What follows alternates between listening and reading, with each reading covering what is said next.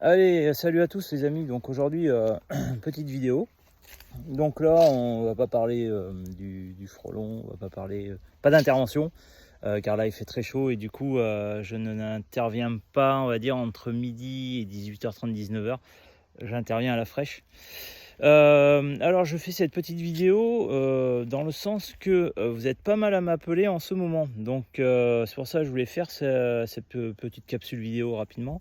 Vous êtes nombreux à m'appeler pour des choses différentes. Donc première chose, le frelon asiatique ou le frelon européen ou les guêpes qui sont dans votre sol pleureur. Alors malheureusement, c'est pour ça que je fais cette vidéo et j'espère qu'elle va être partagée un maximum. Malheureusement, je ne peux rien faire à mon niveau quand ils viennent vraiment en mode butinage. C'est pour ça que je demande à mes clients, est-ce que vous voyez les allers-retours un endroit bien précis, toujours au même endroit. Et les gens souvent ils me disent bah non, on les voit juste, ils viennent comme un genre de butinage et hop ils s'en vont. Sachez que malheureusement, enfin moi à mon niveau et un professionnel qui a je dis qui cherche pas tout de suite le profit va valider ce que je dis. On ne peut rien faire malheureusement. On n'a pas le droit de mettre de l'insecticide, que ce soit permétrine ou du pyrètre, mais une base végétale.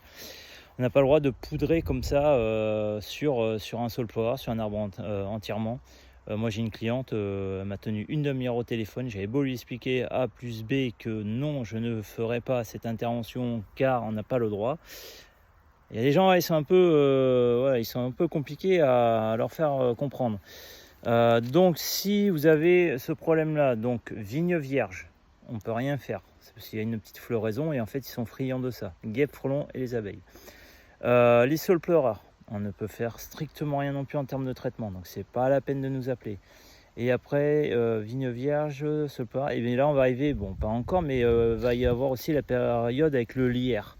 Le lierre c'est pareil, il dégage des petites fleurs, et malheureusement les frelons asiatiques sont super friands et ils viennent dedans. Ces trois choses-là, si vous voulez, on ne peut rien faire. Enfin, vous allez dire, il se rabâche, mais en même temps, quand j'ai, va dire, 5-6 appels et que les gens me disent « Oui, mais pourtant, vous savez, il y en a beaucoup, hein, ça bourdonne, hein, quand je sors, j'ai peur. » Oui, mais il vient en genre de butinage. Et s'il vient en genre de butinage, on ne peut rien faire. Alors, il y a peut-être des pros qui vont vouloir absolument se faire du fric facilement. Ils n'ont aucune conscience, moi je travaille pas comme ça. Donc ils n'ont pas le droit déjà d'une, mais bon il y en a, même s'ils n'ont pas le droit, ils vont quand même le faire juste pour ramasser un billet. Mais bon, ça c'est.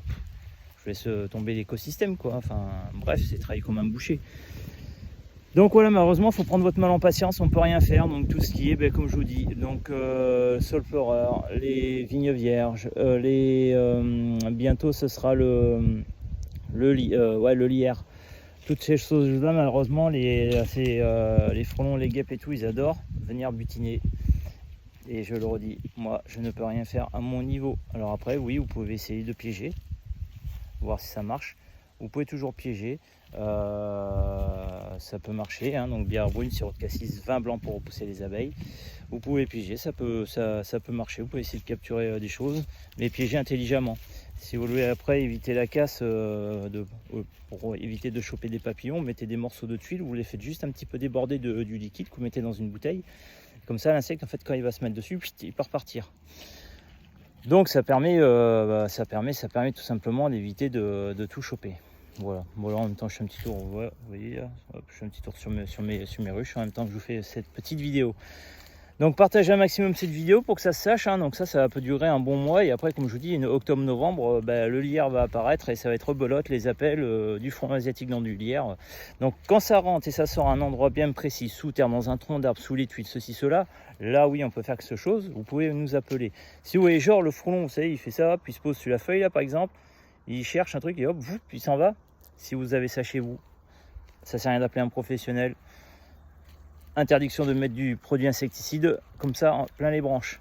Ok, allez, je tenais à faire cette vidéo, donc j'avais pas le temps parce que j'avais pas mal d'interventions, mais maintenant comme il fait très chaud, j'interviens plus entre les heures les plus chaudes.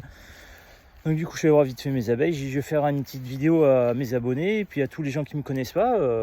J'interviens sur le 17, tout le 16, tout le 33, une partie ouest du 24. Et voilà, n'hésitez pas à aller voir Frelon ici sur Facebook. J'ai pas mal d'avis sur Google, YouTube. Enfin bref, j'ai TikTok également. Voilà. Allez, sur ce les amis, je vous laisse. Je vous souhaite une excellente journée. À très bientôt. Ciao.